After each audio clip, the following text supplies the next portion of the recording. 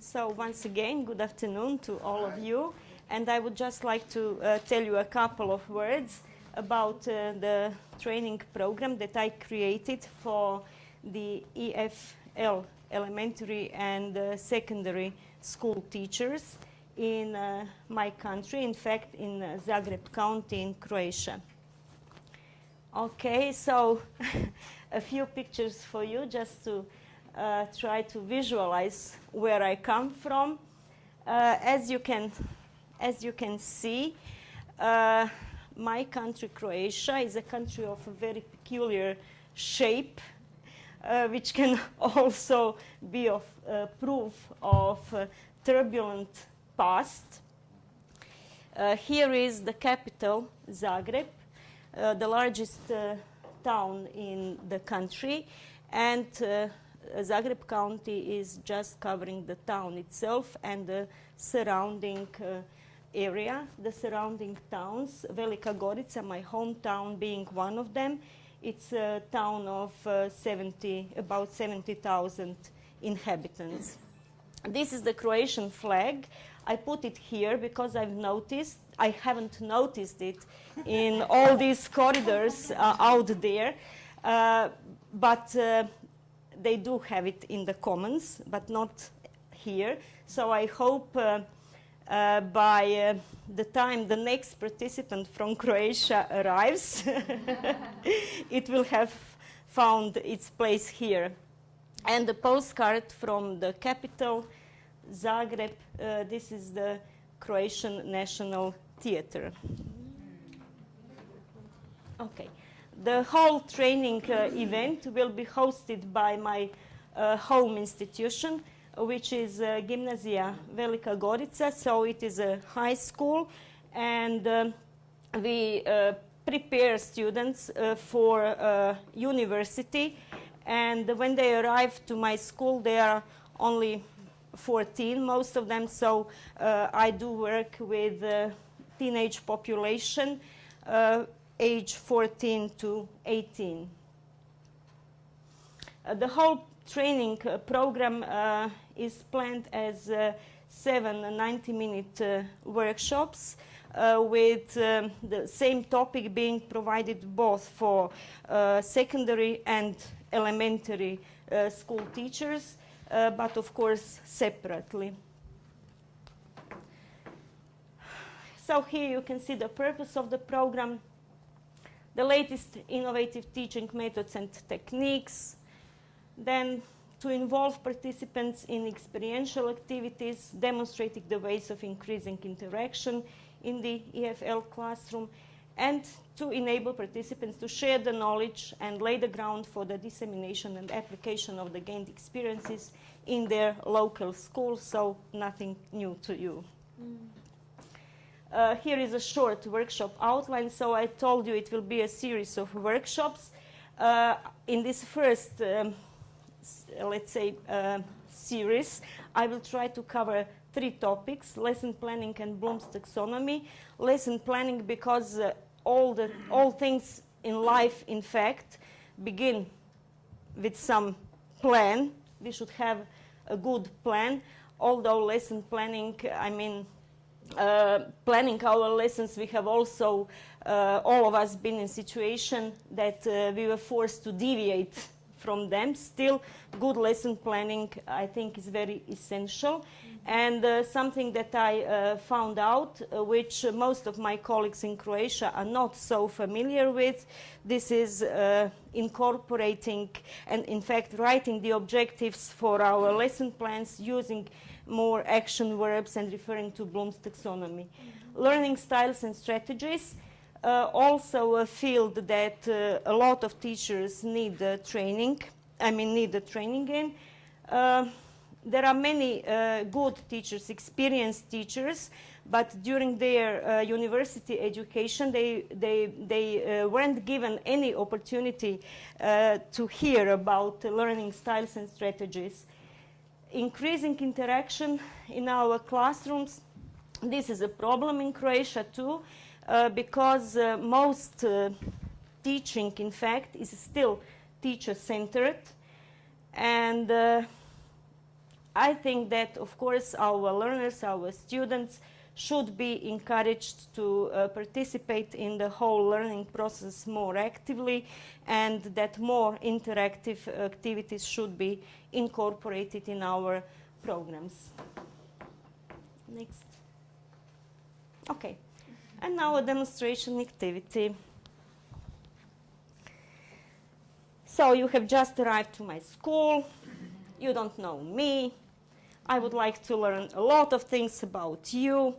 And of course, you are just wondering who is the person sitting next to you. Who are you? Okay, so I'll just put a couple of numbers here.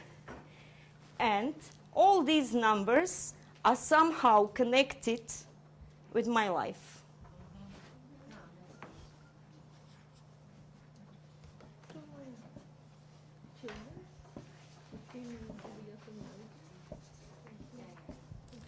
So, please feel free to choose any number and ask me a question. How many children do you have? So, which number are you choosing? 15 or which number you are referring to? 985. This one. So the question is, How many children do you have? do I have 2 children, you want to say? Do you have Yes, you are right. I have 2 children, 2 daughters, in fact. Yes. How much do you earn? per month? So choose a number. Tell me which number you have chosen. 985. So your question is, do you? How much do you earn? How much do I earn? Do I earn $985 per week or Per month? Not per month? Okay. I have to admit a little bit more. So your question does not address this number. Okay. How old are you? So can you first of all tell me what number you would like to learn about? 15. So your question is how old I am. Well, I wish I was, but your teacher then would be too young. No, I'm not 15. I'm maybe. What 15. about 67? I choose 15. And my question is, have you been working for 15 years? 15 years. Have I been working for 15 years? No, sorry. How old are your daughters? 15 again? Yeah? How old is your young daughter? So you believe that one of my daughters might be 15? No, none of them. When were you born? Maybe 1967. 1967, I cannot see the number 1967.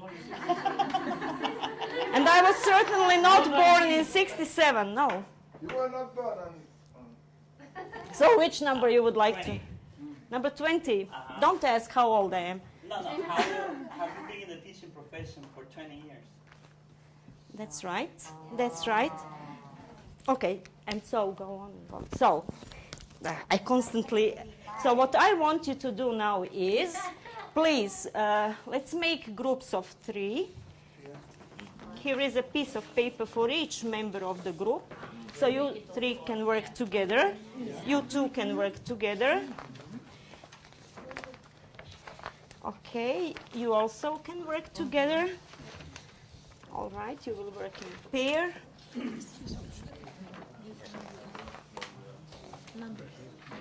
So what I want you to do now is the same. Please put a couple of numbers down. Put a couple of numbers that are significant, that are somehow related to your life. Put them down and listen. Each time when I clap my hands, you have to listen to me. You have to stop doing the activity and listen to the following instruction. Okay? So you may start. Put down some numbers somehow related to your life.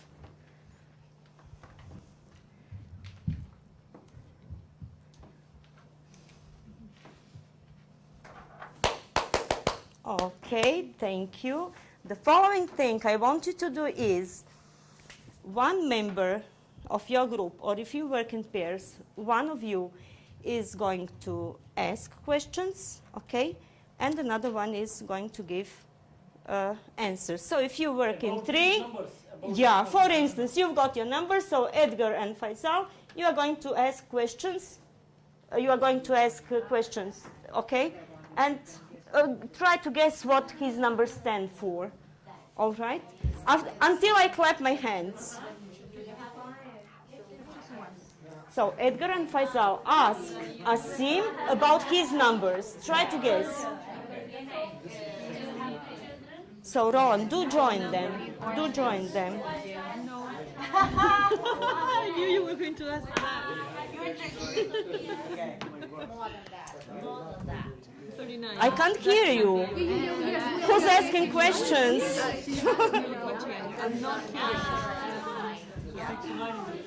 Okay. You have 2 children. Yeah, the number of my sister, some children. You have finished? 20. Okay, listen. Now exchange the roles. So let other people ask questions about somebody else's numbers. So now you have his numbers.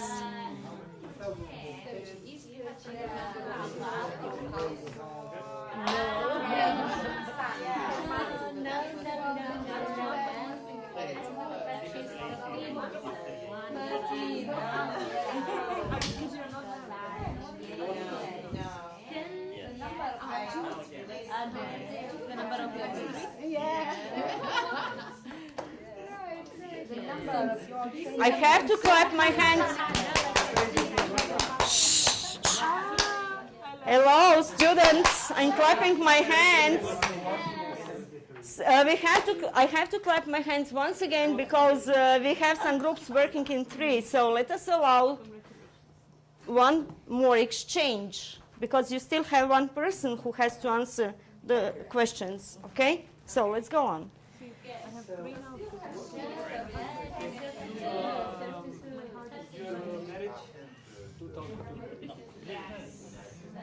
Okay, your turn. You have been.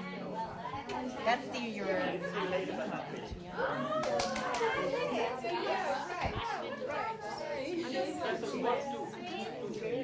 Your daughter,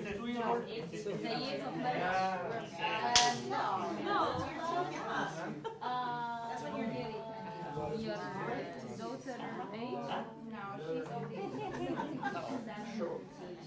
Okay. Okay. Okay. So what I'm really interested in now is, Amivi, can you share with us what you learned about Olga? I've learned that Olga has one child. And Olga has been teaching for 22 years. And now Olga is in Baltimore, UMBC, and the address is 1000. Wow. So can you choose somebody else from our classroom? Choose somebody else. Call somebody's name. Okay, Edgar. So who would you like Edgar to tell us about Asim or Faisal? Okay, Edgar, tell us about Faisal. All right.